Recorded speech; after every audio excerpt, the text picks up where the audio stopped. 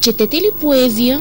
Дори да не я обичате, със сигурност сте се сблъсквали поне веднъж с стихове на Яворов или Славейков. Те са класическа, утвърдена, те са една задължителна поезия. Дори никога да не сте чели и ред от Яворов, със сигурност знаете поне името му. Само че той е от една друга, не толкова модерна епоха. И неговите, ако можем да ги наречем колеги, се броят на пръсти. Днес в България има хиляди хора, определящи се като поети. Ти ме уби с това, аз ми съвсем сериозно. Да, днешните поети не са Яворов или Славейков. Пишат различно, изразяват се различно, имали се от кого да учат преди тях и са се научили да си играят с думите. Всъщност, вие виждали ли сте поет от 21 век? Аз съм Виго и се занимавам с поезия. Добър ден, много ми е драго.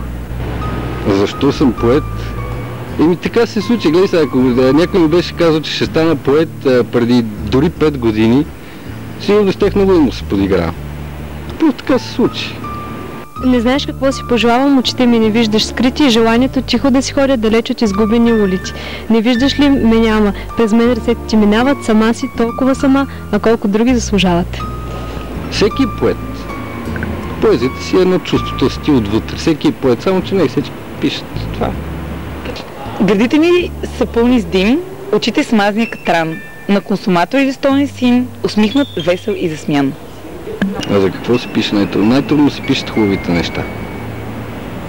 Най-лесно се пишат лошите, защото те просто по-силни са. Щастието си го изживяваш.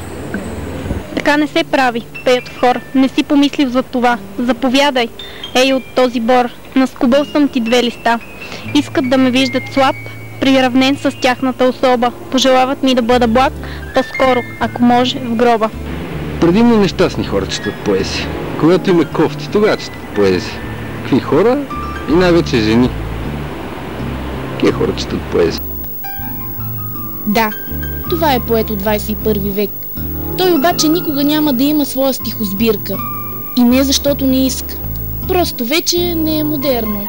Много хора творят в интернет. Няма къде друга да твориш реално. В смисъл, ако е записано, е, че дори има фотографии, има художници, има качваци картини. Няма, това е начин за изява. Това си един пазар, където всеки може да те види. И е най-лесно. Съвременната поезия. Знаеш какво ще ти кажа? Значи последния, най-хубавото нещо, което съм чувал, то е написано на една ограда в Пловдив, когато с циганите стана. Им строиха къщи.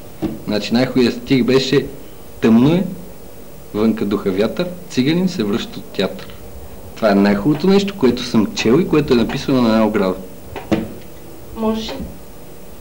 Поезията е, то по принцип, какъвто и да е текст, каквото и да е сътворено, целта му е да се вижда от повече хора. Това е главно идеята. В смисъл, никога не е имало богат поет. Ти чува ли си за богат поет? Богат е бил Шекспир, но той поставил пиеси. И по принцип си е бил богат. Нали? Но става въпрос, че то си израз, беден поет. Няма как да спечелиш това нещо. Не, че е тъжно, просто е жалко. В смисъл, да рано или късно някой ще стъпи на този пазар, защото това не е, в момента това не е пазар.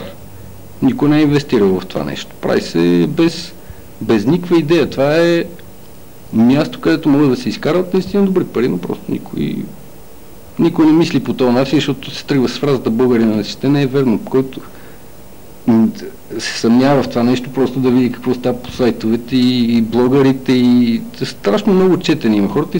Издатели в България няма слънце. Няма нито един издател в България.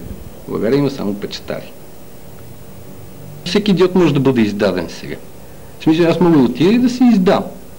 Нали, реално няма никаква нещо, което да знам, да има някакви граници. Всеки идиот може да отиде да си издаде най-голямата простотия.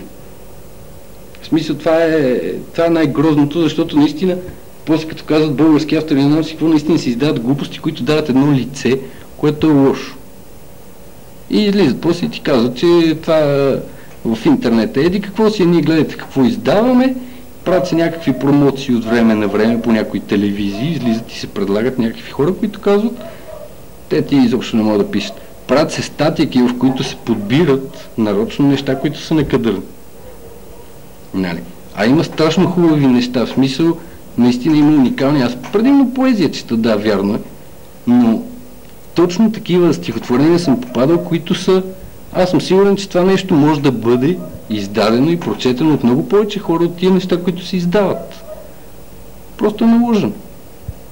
Ма те хората си знаят. Те хората спират да гледат телевизия, спират да четат вестници, всичко минава в интернет. Четат се блогъри.